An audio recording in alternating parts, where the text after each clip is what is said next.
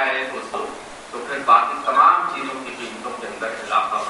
3 साल पहले 3.5 साल पहले 28 रुपए था वो।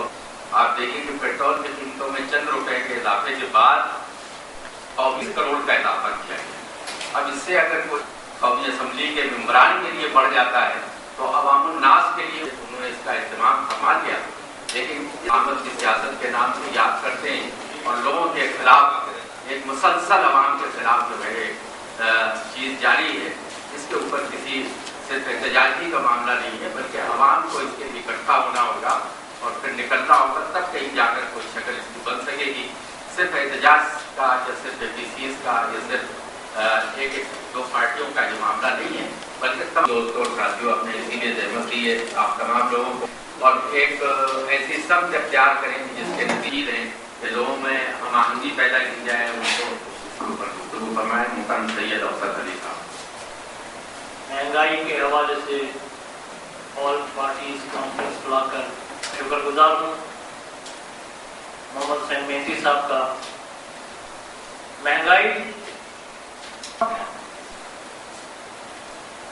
यकीनन आवाम के लिए उसका हालत में बताता है। एक इंसान ये कहने पर मजबूर हो जाता है कि दुनिया पर बेहतरीन हुक्मरानी का अगर हक किसी ने अदा किया है और उस अदा करने वाले का नाम अगर मुझे लेना पड़ता है तो मैं ये कहने पर मजबूर हूँ कि वो मुसलमानों का दूसरा खलीफा उमर इब्न खत्ताब रज़ियल्लाहु ताला अन्हु। वजह क्या है? आवाम बदहाल है तो उनकी नींदें भी वो अपनी नींदें नहीं करते, वो बेचैनी की जिंदगी बसर करते हैं। रात के वक्त गश्त करके जवाब दिया कि ये उमर की जान पर रोते हैं। तो उसने पूछा किस वजह से रोते हैं? कहने लगे उमर ने। और इस 2008 में इस इलेक्शन से पहले लोगों की तवक्कुआत थी कि पॉलिटिकल कोई हुकूमत आएगी, कोई जमहूरी हुकूमत आएगी तो आवाम को। आज की बात नहीं बल्कि महंगाई जो है रोज अफसोस इजाफा जो है आम आदमी का जिंदा रहने का हक छीना जा रहा है और उस पर अरसाया हयात तंग है। मेरे दोस्तों ने मुख्तलिफ जावियों से बातचीत की।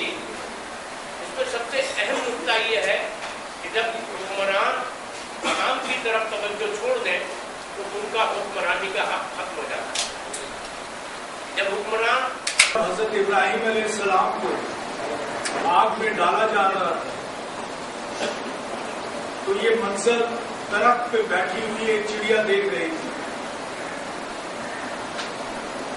आपका यहाँ पर अपनी राय को सुधार क्या है तो ये है कि इस आवाम के शोर को जो सोच चुका है और वो सोच इसलिए है जिसने गरीब मौका सीना मुहाल कर दिया।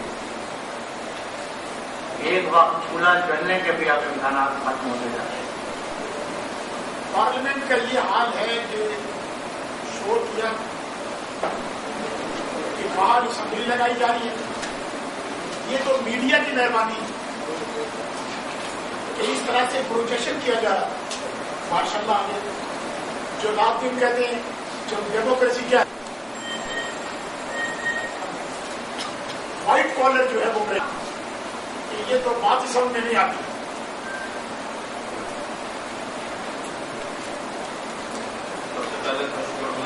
हुकूमत की सबसे बड़ी पार्टी है। इससे पहले जिन लोगों के हाथ में क़यादत थी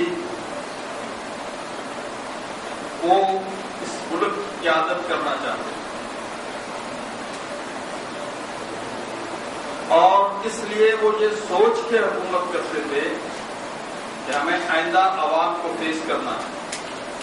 लेकिन आज पीपल्स पार्टी की क़यादत जिन लोगों के हाथ में है वो ये सोच के हुकूमत कर रहे हैं कि शायद अब हमें हुकूमत नहीं करनी है, जितना माल इकट्ठा कर सकते हो कर लो।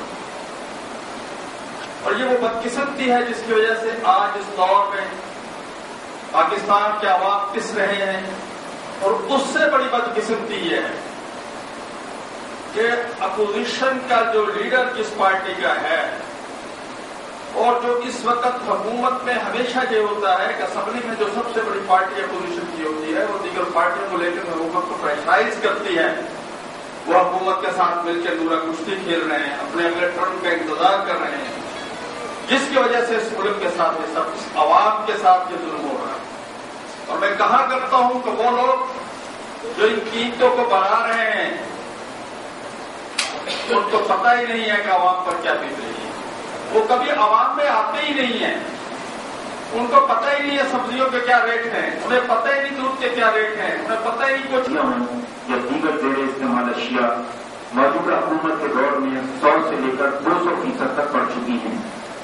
وجوہات جو بیان کی جاتی ہیں ان میں حکومت کے اخراجات میں بے پناہ اضافہ، اس خرچ کو پورا کرنے کے لیے نوٹوں کا چھاپنا، پاکستانی روپے کی قدر میں بین الاقوامی کرنسیوں کے مقابلے میں کمی، کرپشن کا پورا طوفان، قومی اداروں پر بدعنوان افراد کا تحرر اور مالی بوجھ، سپریم کورٹ کے فیصلوں پر عدم عمل درآمد، امریکہ کی کاسررسی اور غلامی، فائنینشیل کنٹرول کا نہ ہونا، بجٹ پر پوری طرح عمل نہ کرنا، منی بجٹ کا بار بار آنا، غیر ضروری مراد کا حاصل کرنا اور 10% سے 100% کا ہو جانا۔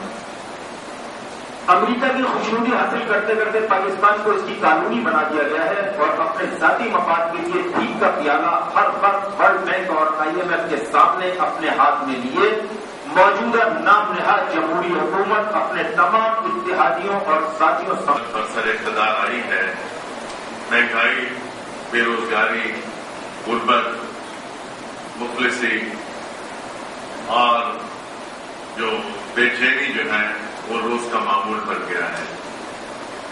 مہنگائی جو ہے وہ پہلے تو یہ ہوتا تھا کہ ایک مہنگائی کا ایک طوفان آتا تھا اور پھر وہ تھم جاتا تھا، لیکن اب اس وقت تو مہنگائی جو ہے مستقلاً ایک طوفان ہے جو کسی دن بھی تھمتا نہیں ہے اور قیمتوں میں اضافے جو ہیں روز افزوں ہوتے چلے جا رہے ہیں۔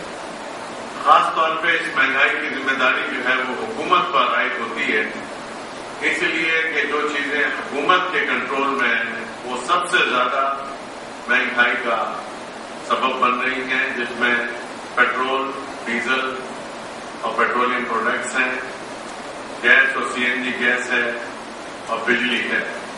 آپ دیکھیے اس ملک میں پیٹرول، ڈیزل، گیس اور بجلی کی قیمتیں جو ہیں تقریباً ہر ماہ اور دوسرے ماہ جو ہے وہ لازماً بڑھا دی جاتی ہیں۔ حکومت عوام کے احتجاج کے باوجود جو ہے اس میں کوئی ریلیف نہیں دیا جا رہا اور تاجر جو ہیں وہ سیٹل ہو چکے تھے، پیاز پر دکان 1000 روپے 2000 روپے پتہ دینا ہے۔ اب یہ جو نئے کھلاڑی میدان میں آئے اور انہوں نے 500 اور 1000 کی جگہ لاکھ اور 5-5 لاکھ کی پرچیاں دینا شروع کی اور NPM والوں نے دیکھا کہ دوسروں کے بھی اگر اتنی بڑی پرچیوں کے اتنے پیسے ملتے ہیں تو ہم بھی کیوں نہ وصول کریں، انہوں نے بھی پرچیاں دینی شروع کی۔ اسی لیے عوام جو ہے بہت تنگ آ چکے ہیں، دکانیں بند کر رہے ہیں، مایوسی ہو رہی ہے کراچی سے۔ پھر میرا خیال ہے اس پر بھی آپ ضرور بات لکھیں کہ ہماری آج آل پارٹی کانفرنس میں جو ہے وہ تاجروں کے ساتھ مکمل یکجہتی کا اظہار کیا گیا ہے اور یہ پرچی اور پتے ختم نہیں ہوتے ہیں تو ہمارے وزیر ذوالفقار مرزا صاحب کو اور قائم علی شاہ کو مستعفی ہو جانا چاہیے۔ اس طرح کے حکمران جو عوام کو تحفظ نہ دے سکیں اور ان لوگوں کے ساتھ کھڑے ہوئے ہوں، ان کی صفوں میں کھڑے ہوئے ہوں کہ جو دھمکیاں دے کے پرچیاں وصول کرتے ہیں، ایسے حکمرانوں کو ضرورت ہے۔ اللہ السلام